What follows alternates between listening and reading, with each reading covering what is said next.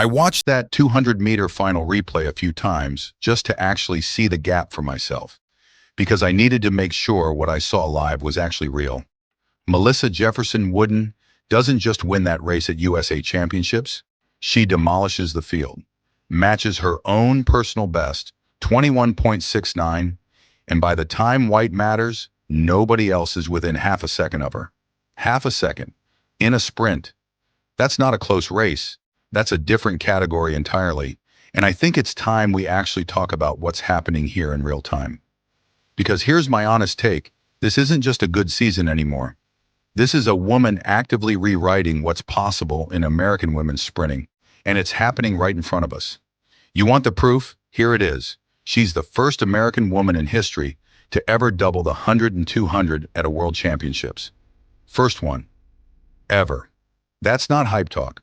That's a fact sitting right there in the record books. Let's go back to Tokyo, because that's the year everything changed. She runs the 100 meters in a championship record, 10.61, and that makes her the fourth fastest woman to ever run that distance, behind only Florence Griffith Joyner, Elaine Thompson-Herah, and Shelly Ann Fraser-Price. That's the entire list. 3 names in front of her, and every single one of them is a legend of this sport. Then a couple days later, she goes back out and wins the 200 in 21.68, the fastest time in the entire world that year.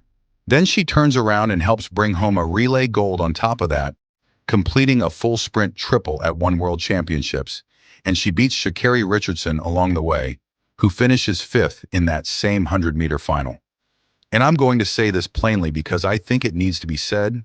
People are already asking if she can eventually touch FloJo's world record, and I'm not going to sit here and act like that's a crazy question anymore. Not after watching that. And look, one big year doesn't prove anything on its own. That's why 2026 matters so much here. She opens the season in Rome, finishes second to Julian Alfred, no shame in that. Then she bounces right back in Stockholm with her fastest ever season opener, 10.84. Then Prefontaine happens, and she wins a photo finish over Sha'Carri Richardson herself, 10.78. And this year, she makes the call to only run the 200 at USA's, and she still walks away with the title clean, 21.69, ahead of Cambrea Sturgis and Cameron Dixon. That's a woman picking her spots and still winning every single one of them. That's not luck, that's control. Now let's talk about Paris 2024, because I think this is where you really see her competitive character. She takes bronze in the 100, 10.92, behind Julian Alfred's gold and Sha'Carri's silver. Then she runs the opening leg on the relay, and Team USA beats Great Britain by 0.07 seconds for gold. And here's the part that tells you everything about how she's wired. She called that bronze medal gold in her own eyes, because she knew exactly what it took just to stand on that podium. She doesn't even keep her medals out on display. She keeps them in a box and only pulls them out when she needs motivation. That's not somebody chasing attention. That's somebody chasing mastery. And honestly, that's the scariest kind of competitor there is. Now, I want to take you back to where all of this actually started, because I think people forget this part. Small town, Georgetown, South Carolina, Dunbar specifically, youngest of 6 kids, raised by 2 pastor parents in a house built on discipline and faith, not motivational quotes on social media. She only gets 3 real college offers: Coastal Carolina, Winthrop, and the Naval Academy. Nowhere close to the recruiting hype most future stars get thrown at them. And at 17 years old, while most kids are worried about prom, she finds out she's a match to donate stem cells to save her own father's life, and she goes through with it. Injections, exhaustion, physical pain, all of it, while finishing her senior year of high school. That's not a sad footnote. That's the actual foundation of the discipline you're watching every time she steps on that track. And I need to bring up the Mr. Beast race too, because I think it says more than people give it credit for. Fresh off winning triple gold at Worlds, she lines up against 100 male challengers in a $100,000 race, and she wins outright. Not close, not a fluke, she just wins. That's proof of exactly how far ahead of the pack this woman actually is, and I don't think you can watch that and still act surprised by what she's doing on the actual track. Now let me be honest about what I'm seeing from the fans too, because I think it matters. People are calling her the GOAT, calling her the #1 sprinter in the world right now. Some are already predicting she breaks a world record before she's done competing.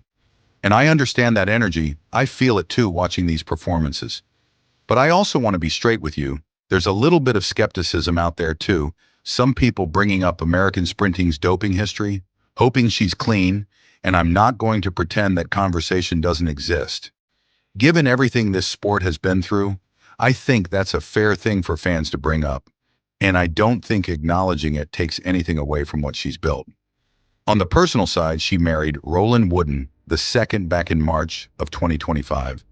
And you had Sha'Carri Richardson, Kenny Bednarek, and Christian Coleman all in attendance at that wedding, which tells you a lot about the respect she's earned inside the sport, not just outside of it.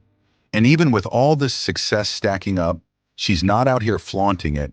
She keeps things low-key financially, still training the exact same disciplined way she always has, 6 a.m. sessions and all, regardless of how many medals pile up. So let's bring this all the way home. First American woman ever to double at a world championships. Fourth fastest woman in history. Margins over the field that genuinely don't make sense compared to everybody else racing right now. And through all of it, she's still telling people she's not satisfied. I rest my case. Let me know in the comments if you think she eventually touches that FloJo record, because I read every single one of them. And as always, fast is a lifestyle. And if you rock with what we're doing here, go ahead and like and subscribe. I'd greatly appreciate it.